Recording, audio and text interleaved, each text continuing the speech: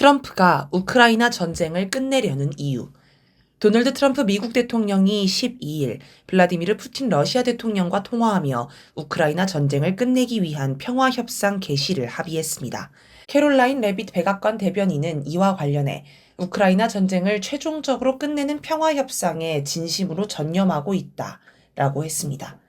현재 트럼프 대통령은 우크라이나 전쟁에 관해 유럽이 갈등 해결을 주도하라고 요구합니다. 미국은 발을 빼겠다는 것입니다.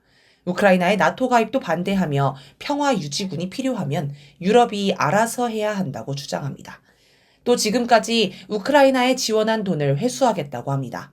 트럼프 대통령은 미국이 우크라이나에 약 3,500억 달러를 투입했다며 이를 돌려받기 위해 우크라이나에 매장된 히토류 5천억 달러어치를 가져가겠다고 했습니다. 문제는 우크라이나 히토류의 대부분은 러시아가 점령한 동부 지방에 매장되어 있다는 것입니다. 그렇다고 러시아가 차지한 영토를 되찾을 생각도 없습니다. 현실적으로 불가능하다고 봅니다. 그래서 전문가들은 미국과 우크라이나의 히토류 거래에 관해 가능성이 작다고 전망합니다. 이 문제는 결국 러시아와 협상으로 풀어야 하는데 가능할지 의문입니다. 피트 헤그세스 미국 국방부 장관은 12일 벨기에 브뤼셀에서 열린 우크라이나 방위 연락그룹 회의에서 미국의 구상을 구체적으로 설명했습니다. 그는 우크라이나 국경을 2014년 이전 상태로 되돌리는 것이 비현실적인 목표임을 인정해야 한다. 거짓된 목표를 추구하면 고통만 더 커질 뿐이라고 했습니다. 또 우크라이나가 원하는 나토 가입에 대해서도 우크라이나 평화협상의 현실적 결과물이라 보지 않는다라고 했습니다. 그는 종전 후 평화 유지군의 필요성은 인정했지만 미군이 파병되는 일은 없을 것이며 나토의 후원을 받지도 않을 것이라고 했습니다. 나토가 평화 유지군을 파병하면 나토의 일원인 미국도 파병해야 하니 아예 나토 이름으로도 평화 유지군을 파병할 수 없다고 못 박은 것입니다. 한편 트럼프 대통령이 임명한 키스켈로그 우크라이나 평화협상 특사는 볼로디미르 젤렌스키 대통령을 겨냥해 대다수 민주주의 국가는 전쟁 중에 선거를 치른다. 그렇게 하는 게 중요하다고 생각한다. 라고 지적했습니다. 현재 젤렌스키 대통령은 지난해 3월 20일로 임기가 끝났지만 전쟁을 핑계로 대선을 미루고 있습니다. 켈로그 특사의 발언은 사실상 젤렌스키 보고 물러나라는 신호입니다. 미국이 우크라이나에 요구하는 것들은 모두 러시아가 요구했던 것입니다. 그리고 우크라이나와 유럽에 불리한 것들입니다. 그래서 러시아의 승리, 푸틴의 승리라는 평가가 나옵니다. 반면 젤렌스키 대통령은 미국이 준비된 계획이 있다고 보지 않는다라며 불만을 표했고 유럽도 미국이 협상 시작 전부터 러시아에 양보했다며 반발했습니다. 그럼 트럼프 대통령은 왜 우크라이나 전쟁을 끝내려고 서두르는 걸까요? 지금 전쟁을 계속하면 결국 우크라이나가 패배한다는 건 젤렌스키 대통령을 제외하고 모두가 압니다.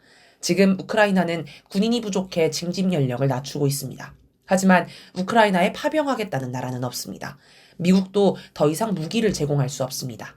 제공하기 싫은 게 아니라 아예 재고가 바닥났기 때문입니다. 우크라이나의 패배는 기정사실입니다.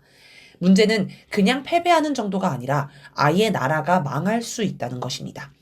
우크라이나의 산업시설과 지하자원이 몰려있는 동부는 러시아에 빼앗겼고 장기간 전쟁으로 경제 기반이 모두 무너졌습니다. 한창 일할 수 있는 사람들은 전쟁터에서 죽거나 징집을 피해 해외로 도망갔습니다.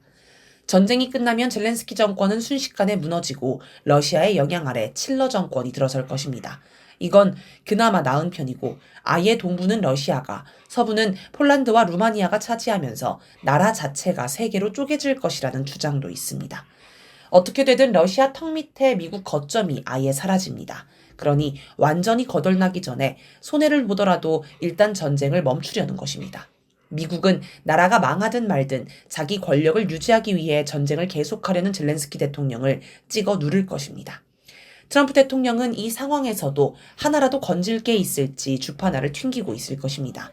그게 바로 히토류와 재건 사업입니다. 미국은 2008년 국제금융위기를 거치며 장기간 경제 위기에 빠집니다. 양적 완화라는 이름으로 정부가 엄청난 돈을 쏟아부어 파국을 막아왔지만 부작용이 심각했습니다. 실물 경제가 살아나기보다는 투기 자본만 성장하는 거품 경제, 빈익빈 부익부로 인한 극단적인 양극화 현상으로 언제 경제가 경착륙할지 모를 상황이었습니다. 미국 정부가 무한정 돈을 풀 수도 없으므로 언젠가 양적 완화를 멈춰야 하는데 양적 완화를 멈추는 순간 경제 충격이 엄청날 것이라서 누구도 손을 못 대고 있었습니다. 그런데 2020년 갑자기 코로나19 사태가 터집니다. 경제가 파국으로 흘러갔지만 다들 코로나19 때문이라고 여겼기 때문에 정부 처지에서는 바이러스 덕을 본 셈입니다. 그 후 미국은 시엘가스에 승부를 걸었습니다. 시엘가스 개발로 1위 산유국 자리를 탈환한 미국은 새로운 석유가스 판로를 찾다가 유럽에 눈독을 들이기 시작했습니다. 유럽이 러시아의 에너지 자원을 의존하는 걸 보고 우크라이나 전쟁을 일으켜 유럽과 러시아를 갈라놓았습니다. 유럽은 울며 겨자 먹기로 바로 옆에 값싼 러시아 가스를 두고 멀리서 비싼 미국 가스를 수입해야 했습니다. 전쟁 덕에 미국 시엘가스 업계는 떼돈을 벌었습니다. 그런데 우크라이나 전쟁을 통한 시엘가스 호황은 바이든 정권의 치적입니다. 트럼프 대통령 처지에서는 이걸 계속 이어나가 봐야 바이든 민주당 좋은 일만 하는 것입니다. 그래서 트럼프 대통령은 독자적인 사업을 물색하다가 우크라이나의 히토류를 골랐습니다. 또 자기 전공인 부동산 사업과 관련한 우크라이나 재건 사업에도 관심이 많습니다. 물론 이런 걸로 미국이 얻는 것보다는 잃는 게 훨씬 큽니다. 러시아의 승리로 전쟁이 끝나면 전 세계가 러시아와 손을 잡으려 할 것입니다. 미국의 압박에 못 이겨 대러 제재에 동참했던 나라들도 고개를 숙이고 러시아에 접근할 것입니다. 한국 기업들은 하루빨리 대러 제재가 끝나기를 기다리고 있습니다. 현대차는 전쟁 초기에 대러 제재만 끝나면 공장을 돌려받기로 하고 러시아 공장을 현지 기업에 사실상 거저 넘겨줬습니다.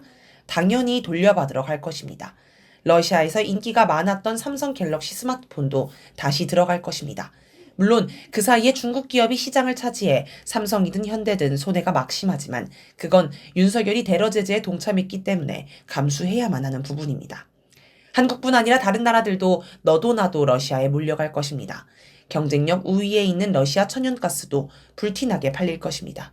러시아가 급성장하면 미국 서방과 대척점에 있는 브릭스도 급부상할 것입니다. 이런 현상은 전 세계에 시사하는 바가 큽니다. 트럼프 대통령은 유럽 전선을 포기하고 대신 중국 봉쇄에 사활을 걸려고 합니다. 그런데 전쟁까지 치른 러시아가 승승장구하는 걸 본 다른 나라들이 미국 눈치를 보며 중국 봉쇄에 동참할까요?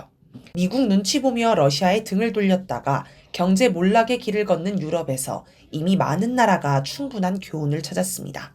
중국은 세계 최대 시장이며 최근 딥시크 충격으로도 확인되듯 첨단 기술 수준도 세계 선두를 달립니다. 미국의 중국 봉쇄는 절대 성공할 수 없습니다. 미국 패권 몰락은 이제 막을 길이 없습니다.